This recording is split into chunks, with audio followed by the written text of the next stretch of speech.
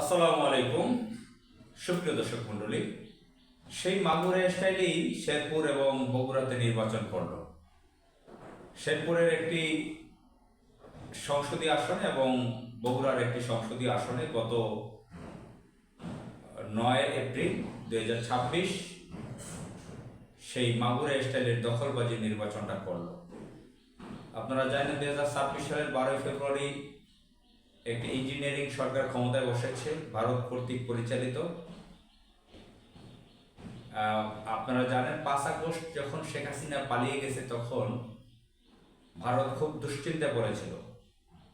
দীর্ঘ চেষ্টার পর তারা একটি নীল নকশার নির্বাচন বাস্তবায়ন করে দিতে পেরেছে, তাদের স্বার্থের অনুকূলে থাকবে। বারবার ভারতের কথা বলতে হচ্ছে যে পরদেশ, একটা বাহিরের একটা দেশ, সে আমাদের বাংলাদেশে অনেক কিছু নিয়ন্ত্রণ করতে চায় বা করে। এটা বাংলাদেশের জন্য একটি দুর্ভাগ্য। পৃথিবীর অন্য কোনো দেশে এরকম আছে কিনা জানি না, যে যেরকম আমাদের দেশে ভারতীয় দালালে পরিপূর্ণ। তো যাই হোক, আমরা বাংলাদেশে যা দেখি, ব্যবসা বাণিজ্য, রাজনীতি, অনেক কিছুই ভারতের কাছে নিয়ন্ত্রিত।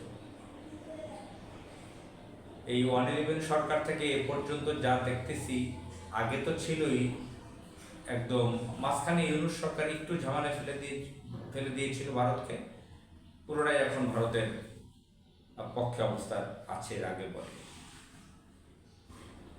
এখন এই যে উপনির্বাচন হলো, উপনির্বাচনীয় নানান ধরনের আলোচনা আছে, কথা আছে যে উপনির্বাচনগুলো আসলে বাড়তি খরচ হয় রাষ্ট্রের, আসলেই খরচ হচ্ছে। কেন একটা লোক 2-3 জায়গায় 5 জায়গায় নির্বাচন করবে, আবার উপনির্বাচন দিতে হবে? এখন আমি ব্যক্তিগতভাবে আরেকটা এপিসোড করেছিলাম, আরেকটা কন্টেন্ট তৈরি করেছিলাম গত কয়েকদিন আগে, যে মাগুরার স্টাইলে কি নির্বাচন হতে যাচ্ছে কিনা বগুড়াতে, এ বিষয়ে কথা বলেছিলাম।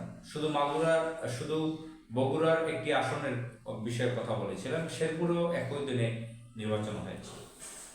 নির্বাচনের নামে আসলে নির্বাচন বলতে হয়। এখন এই যে ইলেকশন কমিশন, মির্জাফরের বংশধর, ইয়াজিদের বংশধর, এরা এই বগুড়াতে শেরপুরেও সেই ধরনের একটা জালিয়াতি নির্বাচন দিল। আমরা দেখতে পেয়েছি একজন মহিলা প্রায় 250 সিল মেরে রেখেছে অগ্রিম। প্রিজাইডিং পোলিং এজেন্ট নাকি প্রিজাইডিং অফিসার, সে সিল মেরে রেখেছে। এবং সরকারি প্রাথমিক বিদ্যালয়ের ছোট ছোট বাচ্চারা ভোট দিতে গেছে, যাদের বয়স 18 হয় নাই, 12-13 বছর, 16 বছর। একজনে গিয়েছে তার বড় ভাইয়ের ভোট দিতে। জাল ভোট, জামাত ইসলামের নেতাদেরকে হেনস্থা করা, তাদেরকে বের করে দেওয়া, পোলিং এজেন্টকে বসতে না দেওয়া, তাদেরকে মারধর করা। একজনকে তো মেরেই ফেলেছে, একদম শেষ করে খুন করে ফেলেছে।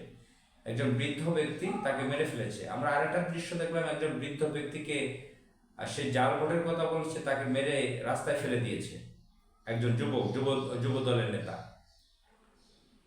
যুবদল ছাত্রদল আক্রমণ করেছে তাদের। এরকম আমরা এই 2টি আসনে দেখতে পেয়েছি। চর দখল যেভাবে করে, সেই যে 1994 সালে মাগুরাতে যেভাবে বিএনপি দখল করেছিল উপনির্বাচনে, বিচারপতি আব্দুর রউফ তখন চিফ ইলেকশন কমিশনার ছিল। এখন এই সময় এসে এই আমরা বগুড়া শেরপুরে 2টি আসনে সেই জিনিস লক্ষ্য করলাম, সেই ঘটনা লক্ষ্য করলাম। এখানে বিএনপি চর দখলের মতনই দখল করলো। এত আলোচনা, এত সমালোচনা যে বিএনপি এটা করতে পারে, মাগুরার মতন এটা করবে কিনা। তো একটু তো ভালো দেখাবার কথা ছিল। এমনিতেই 12 ফেব্রুয়ারির ইঞ্জিনিয়ারিং নির্বাচনী আলোচনা আছে, সমালোচনা আছে। ঠিক সেই মুহূর্তে তারা ক্ষমতায় গিয়ে 2 মাসের মধ্যে উপনির্বাচনে চর দখলের মতন দখল করে ফেললো।